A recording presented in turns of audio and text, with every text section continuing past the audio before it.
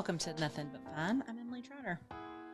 I hope you all had a great Holy Week, a great Easter. We are Easter people because why? We live after the resurrection. That's what we do. That's us, folks.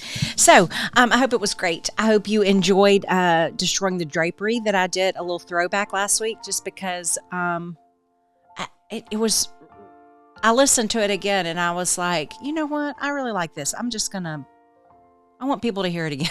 So I hope you listened twice, actually. So thanks. I'm glad you're here. Hope you've had a great time. Now, you may know, or you may not know, if you don't follow me on Instagram, which is Emily B. Trotter. You can also follow along on Nothing But Fun on Instagram. But we recently got chickens, and I was on spring break and with Mac, and while I was gone, Jim came up with a rooster. He came up with a lot of other animals too, but we got 4. I left and we had 6 chickens. And when I got back, we had 10 chickens and 1 rooster. We were not going to go the rooster route because that was fun to say. We were not going to go the rooster route because we can't hatch chickens. I don't know that I can do that. I'm not sure about it. I've never had chickens before, so this is new to me. So we got this rooster. I did not know, and I was not expecting to completely fall in love with this rooster. His name is Louie, and he is so handsome and just brings joy to my life. For 2 solid days, every time he cock-a-doodle-dooed, I just giggled. I mean, and still sometimes if I'm looking at him when he's doing it, I still laugh because he is just a little rooster. He's beautiful. He's got this gorgeous comb and I don't know. I think, is that called a wattle? I mean, isn't it for a turkey called a wattle? Anyway, he's got that. He's got the magnificent feathers. He looks exactly how you picture a rooster to look. And he came into our flock and just immediately gave it a purpose. I mean, it was really interesting to see. But what I learned about him, because he was cock-a-doodle-doing all the time, and I was like, what does this mean? I mean, I had heard that, we're taught to believe that roosters only crow in the morning when the sun comes up, that is why they exist, is to wake the farmers up so that they can get up and start their day. That's not true at all. And so I started looking, I was like, why does a rooster cock-a-doodle-doo? And I found a hilarious thing, and it's like, why my rooster crows.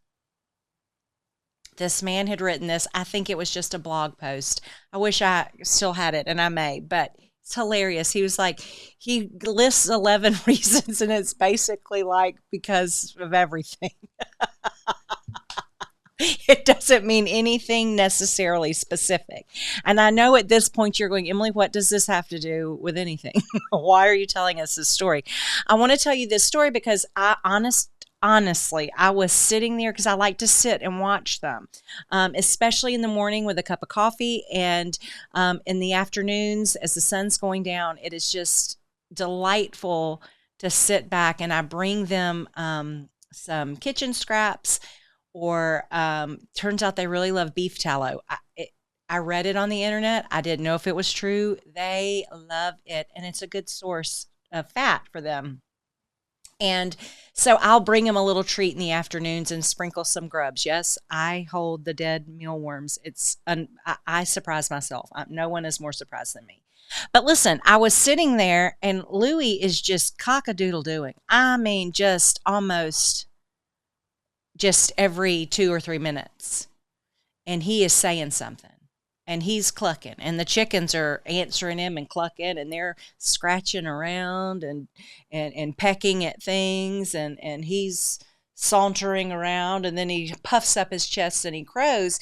And it really made me think, and this is how this applies to the Bible, it really reminded me of Peter and how he denied Jesus, because we know that Peter denied Jesus. Denied that he knew him 3 times. And Jesus tells him that he's going to do this. And this is a story that's in all 4 Gospels. I like I like Luke better for this. And so it says, I'm going to just read it for you. So it's Luke chapter 22, verse 31, starting in verse 31. It says, Simon, Simon, Satan has asked to sift you as wheat. But I have prayed for you, Simon, that your faith may not fail. And when you have turned back, strengthen your brothers. But he replied, Lord, I am ready to go with you to prison and to death. And Jesus answered, I tell you, Peter, before the rooster crows today, you will deny me 3 times that you know me.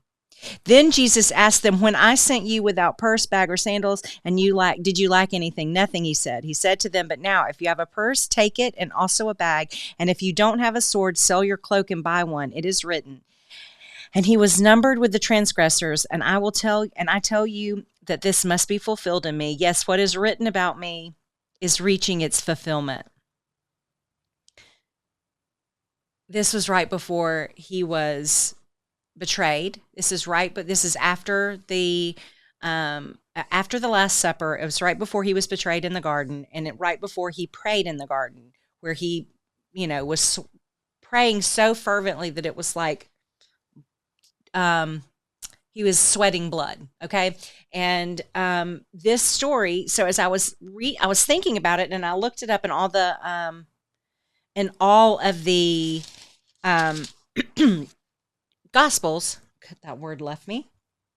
And then it's at the end. I looked it up in all the Gospels. And then at the end, also in Luke chapter 22. So not much time passes, and starting in verse 54, then seizing him, they led him away and took him into the house of the high priest. Peter followed at a distance. But when they kindled a fire in the middle of the courtyard and had sat down together, Peter sat down with them. A servant girl saw them seated there in the firelight. She looked closely at him and said, this man is with him. But he denied it. Woman, I don't know him, he said. A little later, someone else saw him and said, you are also one of them. Man, I am not, Peter replied. About an hour later, another asserted, certainly this fellow was with him, for he is a Galilean. And Peter replied, man, I don't know what you are talking about. Just as he was speaking, the rooster crowed. The Lord turned and looked straight at Peter, and then Peter remembered the word the Lord had spoken to him. Before the rooster crows today, you will disown me 3 times. And he went outside and wept bitterly. And the reason that I thought this was interesting about reading about roosters and when they crow is this. First of all, Jesus knew everything. Obviously, he said, Peter, this is what's going to happen. And Peter said, no way, not me, not me. I am going to do that. I'm going to stick by your side. And because the Lord says to him, and when you have turned back. So he knew that Peter was going to do this, and he knew that Peter was going to come back. He knew all of the things that were going to happen. And I was thinking about it because as this rooster is crowing just almost incessantly, it dawned on me that Peter could have denied him, boom, boom, boom, within 10 minutes.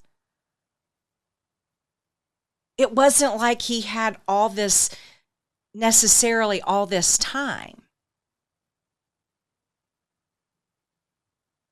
Do you see what I'm saying?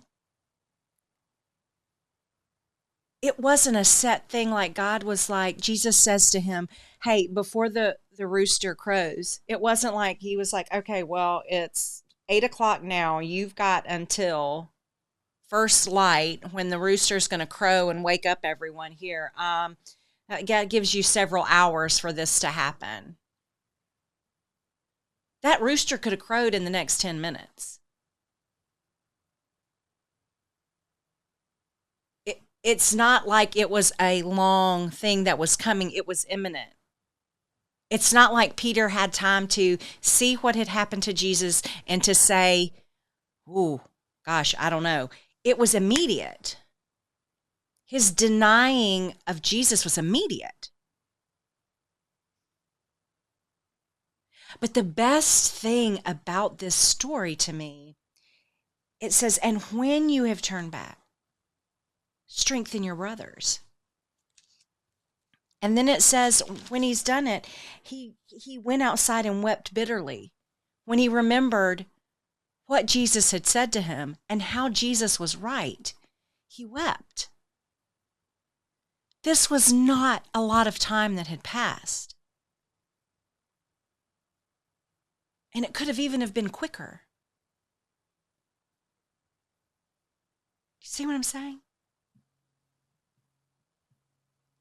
We don't need a lot of time to screw up.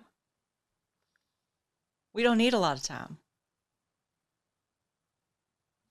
But when we screw up, and the Lord knows that we're going to, he also knows if we're going to come back. And what happens with Peter to me is so significant.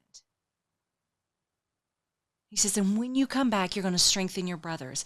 And Peter, after Jesus is gone, Peter is the rock. And that's what Jesus is telling him. That's what Jesus tells him to do. He tells him that it's going to be that way. Because when he appears back to the disciples, when he comes back into Capernaum, it was right outside Capernaum. It's the, I can't, you, if the world ever gets right again and you can travel to Israel, you should go. I hope I get it back. I hope I get back there one day. So when Jesus, I'm trying to find it in John. It's so good. When Jesus is, after he comes back, the redemption of Peter happens in chapter 21 because he's coming back. He's coming back to his disciples. After he's been in the tomb, he's been dead 3 days, he's risen again, he's appeared to Mary. All of these things are happening.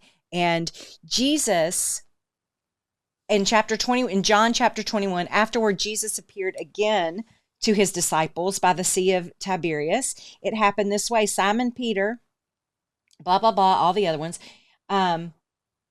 Early in the morning, Jesus stood on the shore, but the disciples did not realize that it was him. And he called out to him, friends, haven't you any fish? No, they answered. And he said, throw your nets to the right side of the boat and you will find some.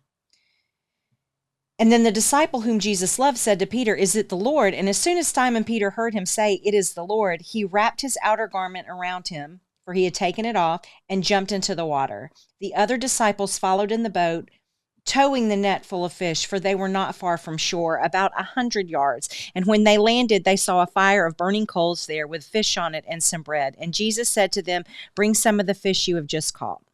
And Simon Peter climbed aboard and dragged the net ashore. It was full of large fish. But even with so many, the net was not torn. Jesus said to them, come here and have breakfast. None of the disciples dared ask him, who are you? They knew it was the Lord. And Jesus came and took the bread and gave it to them and did the same with the fish. Okay, this was now the third time. But he says to Peter, when he had finished eating, Jesus said to Simon Peter, Simon, son of John, do you truly love me more than these? Yes, Lord, he said, you know that I love you. Jesus said, feed my lambs. Again, Jesus said, Simon, son of John, do you truly love me? And he answered, yes, Lord, you know that I love you. And Jesus said, take care of my sheep. The third time he said to him, Simon, son of John, do you love me? Peter was hurt because Jesus asked him the third time, do you love me? And he said, Lord, you know all things. You know that I love you. And Jesus said, feed my sheep. I tell you the truth. When you were younger, you dressed yourself and went where you wanted. But when you are old, you will stretch out your hands and someone else will dress you and lead you where you do not want to go. He said to follow him. Do you see what happens here in this passage? 3 times Peter denied Jesus. 3 times, right here, he is redeemed. 3 times he says, I love you. I know, you know I love you. You know all things. You know I love you. I know we had that hiccup. Don't you know Peter was thinking, you're doing this because I've denied you. But those 3 denials and these 3, no, I love you and you know I do. And Jesus knows. And he believes them. And he says, look, you're going to have to stretch out. It's going to be bad for you.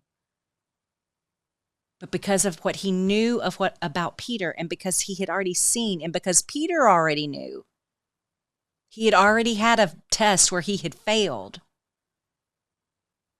It was just as Jesus told him it was going to be. Peter also said, and he also had to know that Jesus said, and when you turn back, strengthen your brothers.